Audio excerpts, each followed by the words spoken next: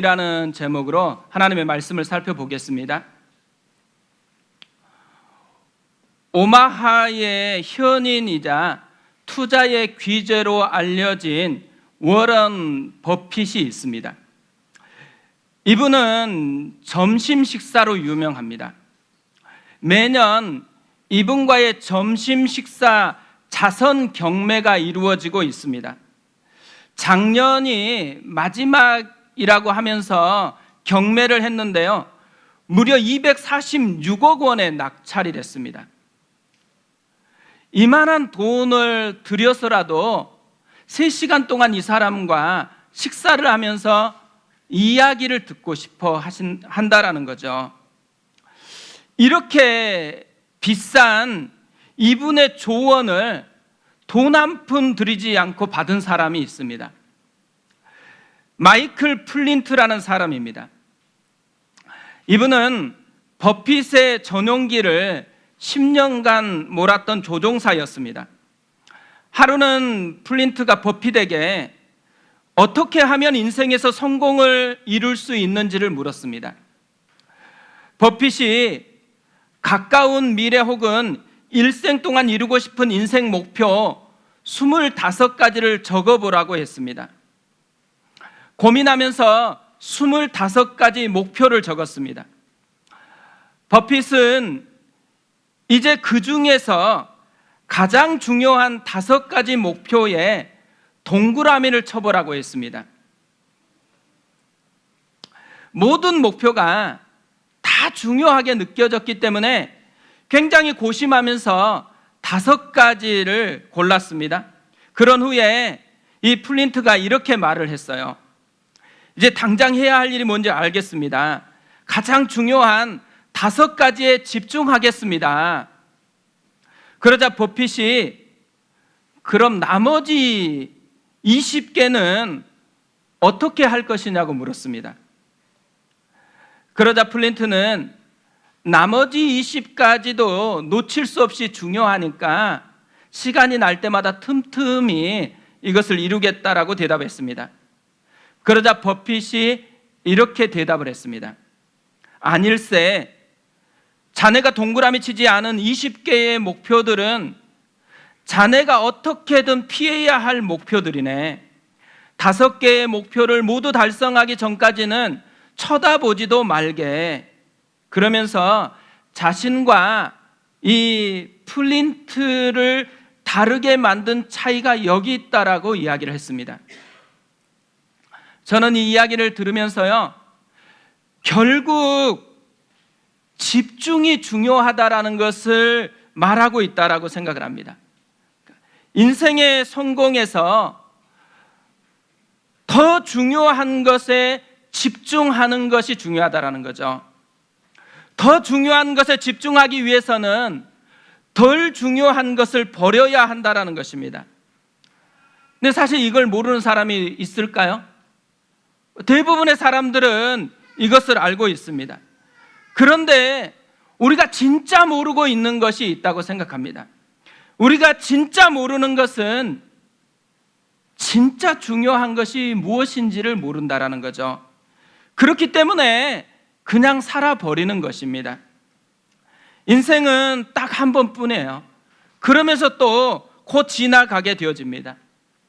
2023년도 벌써 7월입니다. 벌써 절반이 훅 지나가 버렸습니다. 지나간 시간들을 돌아보면 2가지 감정이 떠오르는 거죠. 후회하거나 감사하거나. 어제 라오스 단기 선교팀이 오늘 나눔의 날 준비를 열심히 했어요. 그런데 조금 쉬는 시간에 틈이 생기니까 아이들이 하는 것이 있었습니다. 뭘 했을까요? 기도하는 게 아니고 게임을 하더라고요. 근데 보니까요, 그냥 하는 게 아니에요. 제가 옆에서 막 물어봐도 집중해서 해요. 진짜 열심히 하더라고요. 그 순간에 제가 설교를 준비하다가 깨달은 게 있었어요. 열심히 살지 않아서 후회하는 것은 아니다라는 거예요. 열심히 살았지만 핵심을 놓치고 변두리만 맴돌았기 때문에 후회하는 것이죠. 삶을 허비했다라는 이 생각이 들 때에 후회하는 것입니다. 후회하지 않으려면 진짜 중요한 것이 무엇인지를 알아야 하는 것이죠. 그리고 그 중요한 것에 집중하는 것이죠. 오늘 말씀은 베드로의 설교입니다. 성령 강림 사건을 해석해 주고 있는 설교이죠. 베드로의 설교를 보면 한 가지에 집중하고 있는 것을 발견합니다. 예수님을 증거하는 것입니다. 저는 베드로의 설교를 묵상하다가 놀라운 것 한 가지를 깨닫게 됐습니다. 베드로가 변했다라는 것입니다. 특별히 성령 충만해지면서 베드로가 집중하고 있는 것이 변했다라는 거예요. 사실 성령 충만하기 전까지만 해도요, 베드로와 제자들이 집중하고 있었던 것이 있었습니다. 자기 성공이었어요. 겉으로는 예수님을 따르는 제자였지만 속에서는 항상 자기 자신이 가장 중요했다라는 거죠. 복음서를 보면 이들이 그랬기 때문에 계속해서 했던 게 있어요. 누가 크냐라는 주제로 싸웠던 것입니다. 심지어 야고보와 요한은 엄마 찬스까지 사용을 했어요.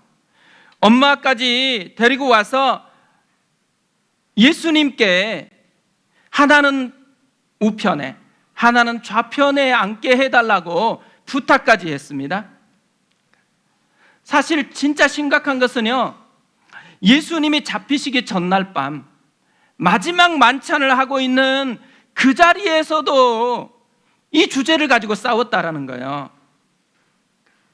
그만큼 자기를 사랑하는데 집중되어 있었다라는 거죠. 제자들은 동료애보다는 자기 성공이 훨씬 중요했던 사람이었습니다.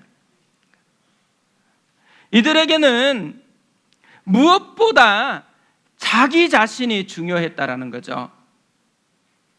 그런데 이 12명의 제자 중에서요, 이게 제일 강했던 사람 누굴까요?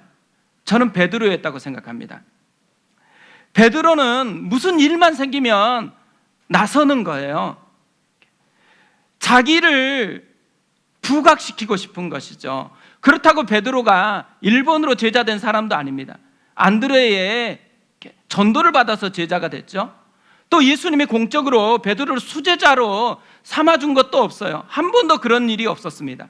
그럼에도 불구하고 베드로는 무슨 일만 생기면 계속해서 손들고 앞장서서 나갔어요. 자기를 드러내고 싶은 욕구가 그만큼 강했던 사람, 자기 자랑을 그만큼 하고 싶었던 사람이 베드로였던 거죠.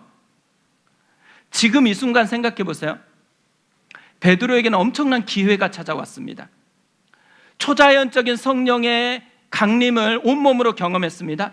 방언이 지금 술술술 흘러나오고 있습니다. 사람들이 놀라가지고 베드로를 바라보고 있어요. 모든 시선이 베드로 자신에게 집중되어 있는 순간입니다. 자기를 드러낼 수 있는 정말 절호의 기회인 거죠. 그런데 베드로는 이때 자기 자랑하는 것이 아니고 예수님을 자랑하기 시작합니다. 이전까지만 해도 자기 자랑하기 위해서 그렇게 나섰던 베드로인데 이제는 예수님을 증거하고 예수님을 자랑하고 있다는 거죠. 뭘 우리에게 알려주고 있는 거예요? 베드로 안에 엄청난 변화가 일어났다는 거죠. 집중하고 있는 것이 바뀌어지게 되었다는 것입니다. 성령님이 임하셨을 때, 성령님이 우리를 지배할 때, 그때 일어나는 가장 놀라운 변화 중에 하나는 진짜 중요한 것이 무엇인지에 눈이 떠지게 되어진다는 거죠. 예수님은 승천하시면서 이것을 제자들에게 이미 말씀을 했습니다. 사도행전 1장 8절에 이렇게 말씀합니다. 오직 성령이 너희에게 임하시면 너희가 권능을 받고 예루살렘과 온 유대와 사마리아와 땅끝까지 이르러 내 증인이 되리라 하시니라. 성령이 임하시면 내 증인이 되리라. 진짜 중요한 게 뭐라는 거예요? 예수의 증인이 되는 것, 예수님이 중심이 되는 삶, 예수님께 집중하는 삶이라는 거죠. 이 일이 베드로에게 일어났다라는 거예요. 베드로는 그래서 성령을 받자마자 예수님을 증거하고 있다라는 거죠. 그런데 베드로가 예수님을 어떻게 증거하고 있을까요? 예수님의 지상 사역에서부터 하늘 보좌에 오르기까지 전체 과정을 증거하고 있습니다. 맨 첫 번째로 증거하는 것은 예수님의 삶이었어요. 비록 짧은 생애였지만 강력했습니다. 22절을 보세요. 이스라엘 사람들아, 이 말을 들으라. 너희도 아는 바와 같이 하나님께서 나사렛 예수로 큰 권능과 기사와 표적을 너희 가운데서 베푸사 너희 앞에서 그를 증언하셨느니라. 예수님은 하나님이 아니고서는 할 수 없었던 일들을 하셨습니다. 오병이어의 기적을 행하셨고, 바다를 걸으셨고, 풍랑을 잠잠하게 하셨습니다. 귀신을 내쫓았고 병자를 고쳤습니다. 뿐만 아니라 심지어는 죽었던 나사로를 살려내셨습니다. 큰 권능과 기사와 표적. 그런데 이 큰 권능과 기사와 표적은 예수님이 단순히 한 사람이 아니라 인간이 되신 하나님이시다라는 것을 알려주는 역할을 한다라는 거죠. 두 번째로 증거했던 것은 예수님의 죽음이었습니다. 예수님은 십자가에서 죽으셨습니다. 23절에 이렇게 말씀합니다. 그가 하나님께서 정하신 뜻과 미리 아신 대로 내준 바 되었거늘 너희가 법 없는 자들의 손을 빌려 못 박아 죽였으나. 예수님의 죽음은 하나님의 뜻이었고 하나님의 계획이었다고 합니다.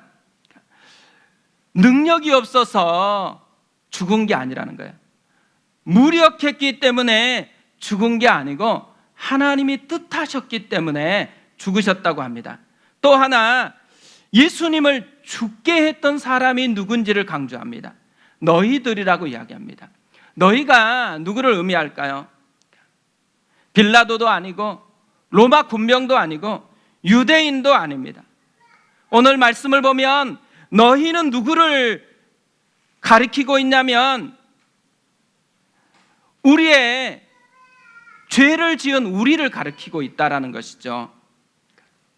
만약에 빌라도 때문에 죽었거나 유대인 때문에 죽었다면 예수님의 죽음은, 예수님의 십자가는 우리에게는 아무 의미가 없는 것입니다.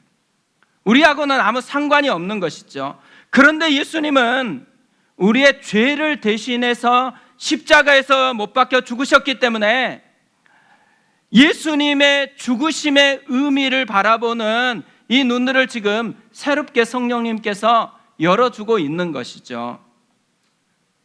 십자가의 죽음이 우리의 죽음이라는 것을 이야기해 주고 있는 것이죠.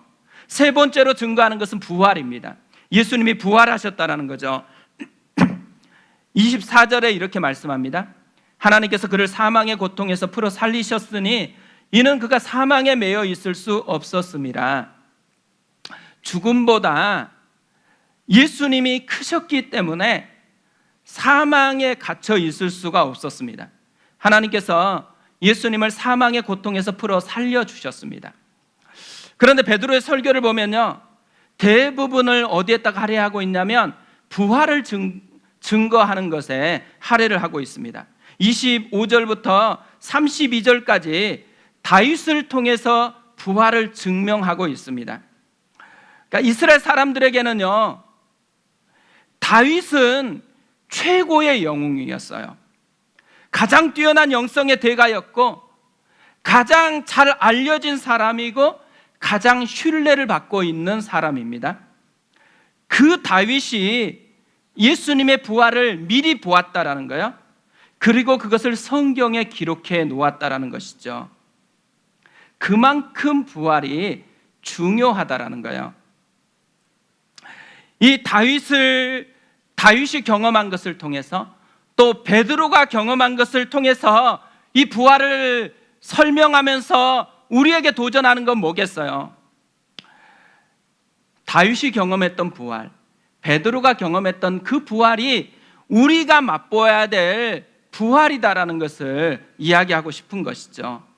그리고 네 번째로 증거하는 것은 승천과 통치였습니다. 33절에 이렇게 되어 있습니다. 하나님이 오른손으로 예수를 높이심에 그가 약속하신 성령을 아버지께 받아서 너희가 보고 듣는 이것을 부어주셨느니라. 하나님이 오른손으로 예수를 높이셨다고 해요. 이것은 승천하셨다라는 거예요.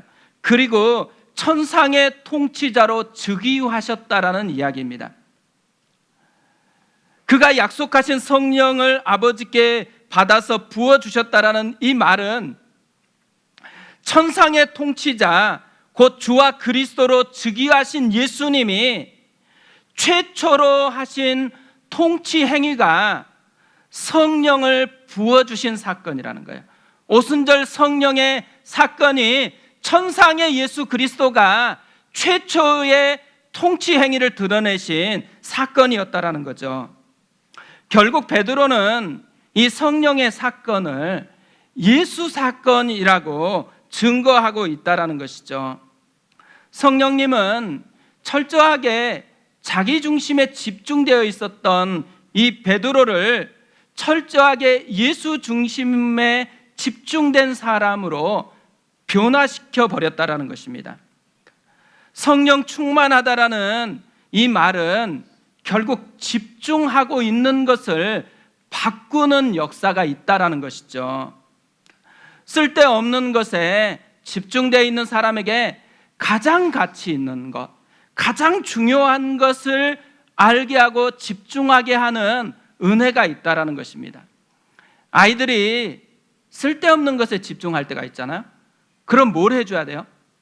잔소리를 할 것보다는 성령 충만하게 기도해야 되는 거예요. 그래서 깨닫게 되고 집중해야 될 것을 집중하게 변화시켜 가야 되는 것이죠. 저는 이런 베드로의 모습을 보는데요, 매트 챈들러 목사님이 하신 말이 생각이 났습니다. 이 목사님은 교회를 아차팔라야 강과 같다고 했습니다. 발음 어렵죠. 아차팔라야. 그러니까 아차팔라야 강이 어떤 강이냐면 220km가 되는 긴 진짜 큰 그런 강입니다. 이 강 주변에 그래서 산업시설 또 상업지구들이 들어서 있습니다. 그런데 놀라운 것은 이 강은요, 미시시피 강의 지류 중에 하나라고 합니다. 지류는 자체적인 수원을 가지고 있지 않아요. 지류는 본류에서 물을 공급받아야만 하는 것이죠. 미시시피 강의 수위가 높으면 아차팔라야 강의 수위가 높아집니다. 미시시피 강의 수위가 낮아지면 아차팔라야 강의 수위도 낮아지는 것이죠. 전적으로 미시시피 강에 달려 있다라는 거예요. 그러니까 교회가 또 그리스도인이 그런 존재라는 거예요. 교회의 중심은 세상의 트렌드가 되어지면 안 됩니다. 요즘 세상은 이러니까 이 트렌드를 따라가야 된다라고 하면 안 된다라는 거예요. 교회의 중심은 항상 예수님이 되어야 한다라는 것이죠. 예수님이 중심이 되었을 때에 모든 은혜가 다시 살아나는 것, 이게 신앙이죠. 이것이 교회에서 경험하는 사건이기도 합니다. 그러면서 이분은 이런 말을 했어요. 복음을 머리로 아는 사람과 복음에 사로잡힌 사람, 말로만 복음 떠드는 사람과 실제로 복음으로 사는 사람, 복음을 목회의 여러 측면 중 하나로 보는 사람과 오직 복음을 중심으로 목회하는 사람, 둘의 차이는 그야말로 천지 차이다. 저는 여기에서 이 복음이라는 말을요, 예수로 바꾸면 좋겠다는 생각을 했어요. 예수를 머리로 아는 사람과 예수님께 사로잡힌 사람, 말로만 예수 떠드는 사람과 실제로 예수로 사는 사람, 예수를 목회의 여러 측면 중 하나로 보는 사람과 오직 예수를 중심으로 목회하는 사람 둘의 차이는 그야말로 천지 차이이다. 저는 우리가 이런 사람 됐으면 좋겠어요. 머리로 아는 것이 아니라 예수님께 사로잡힌 사람이었으면 좋겠습니다. 말로만 예수 예수 떠드는 신앙이 아니고 진짜 예수 중심으로 사는 사람이 됐으면 좋겠어요. 진짜 예수님을 수원지로 삼은 그 사람이 됐으면 좋겠어요. 예수를 중심으로 삼고요, 예수를 수원지로 삼게 되어지면 나타나는 뚜렷한 특징이 하나 있습니다. 예수의 이야기로 가득 채워진다라는 거예요. 베드로의 설교가 그걸 잘 보여주고 있다고 생각합니다. 베드로의 설교를 보면 예수로 가득 차 있어요. 베드로는 어떻게 이렇게 예수로 가득 찬 설교를 할 수 있었을까요? 성령이 충만하니까 성령께서 마음속에다가 베드로, 이번에는 예수님의 기적에 대해서 얘기해라. 이번에는 십자가에 대해서 얘기하고 이번에는 죽음에 대해서 얘기하라. 마치 직접적으로 이렇게 말했을 거라고 생각하는 사람들이 많아요.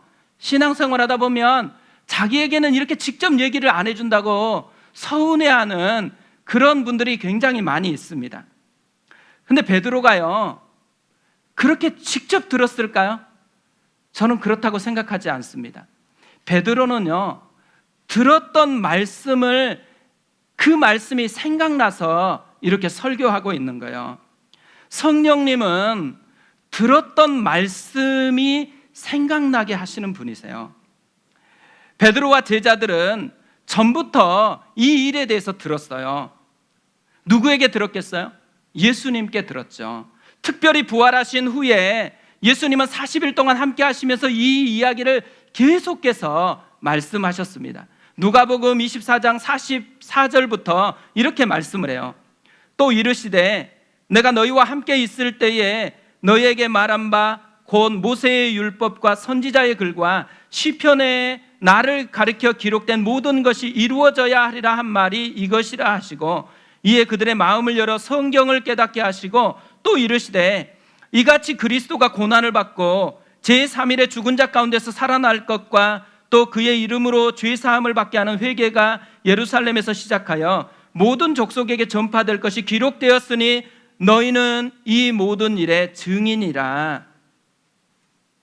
성령님께서 이미 들었던 말씀을 지금 그 상황에서 생각나게 하시고 적용하게 하시고 삶에서 작동하게 해 주셨다라는 거예요. 저는 우리에게 이 일이 일어났으면 좋겠습니다. 우리가 일상을 살아갈 때 들었던 말씀이 생각이 났으면 좋겠어요. 그 들었던 말씀을 붙들고 그 들었던 말씀대로 반응해보는 그 역사가 우리 속에서도 일어났으면 좋겠습니다. 오늘은 존 파이퍼 목사님에 대한 이야기로 설교를 마무리하려고 합니다. 이분은 되게 유명한 분입니다. 특별히 기독교 복음주의를 대표하는 지도자 중에 한 명입니다. 이분의 별명이 기독교 희락주의자입니다. 기쁨의 신학자입니다. 그런데요, 이분이 암에 걸린 것입니다. 암 투병을 고통스럽게 해나가면서 깨달았던 많은 것들이 있었던 거죠. 그것을 책으로 엮었습니다. 근데 이 책 제목이 진짜 독특하고 신선해요. 암을 낭비하지 마세요. 암을 낭비하지 마세요라는 제목이에요. 근데 제가 이 책의 챕터들 하나하나가요, 너무 우리에게 던지는 메시지가 강하다라는 생각을 했습니다. 그래서 하나하나를 읽어드리려고 해요. 잘 들어보세요. 암이라는 고난이 주는 의미를 깨닫지 못한다면 암을 낭비하는 것입니다. 암에 걸린 것이 하나님의 선한 계획임을 믿지 않는다면 암을 낭비하는 것입니다. 암에 걸린 것이 저주라고 생각한다면 암을 낭비하는 것입니다. 생존할 확률에서 평안을 찾고 있다면 암을 낭비하는 것입니다. 죽음에 대해 묵상하기를 피한다면 암을 낭비하는 것입니다. 투병 중에 예수님보다 자기 목숨을 더 사랑한다면 암을 낭비하는 것입니다. 하나님에 대해서보다 암에 대해 더 열심히 공부한다면 암을 낭비하는 것입니다. 투병 중에 서로 사랑하지 않고 자신을 고독 속에 가둔다면 암을 낭비하는 것입니다. 암에 걸렸다고 소망 없는 사람처럼 슬퍼한다면 암을 낭비하는 것입니다. 암에 걸린 후에도 죄에 대해 무감각하다면 암을 낭비하는 것입니다. 암을 통해 예수님의 영광을 증거하지 않는다면 암을 낭비하는 것입니다. 암에 걸린 사람들이 주로 하는 많은 것들을요, 본인이 이미 경험했다라는 거죠. 그것을 씨름하고서 그것을 넘어서서 이 책을 쓴 겁니다. 만약에 암에 걸리지 않은 사람이 이렇게 썼다 그러면 되게 기분 나쁠 것 같아요. 그런데 암을 직접 통과한 분이 이 내용으로 지금 우리에게 도전하고 있는 것이죠. 우리에게 무엇을 보여주고 있는 것일까요? 그가 성령님의 지배를 받으니까요, 집중하는 것이 달라졌다라는 거예요. 그는 더 이상 암에 집중하는 사람이 아니라 하나님께 집중하는 사람이 되었습니다. 집중하는 것이 달라지니까요, 그의 인생에 가득한 게 달라져 버렸어요. 암 환자들은요, 다 암이라는 것에 가득 채워져 있습니다.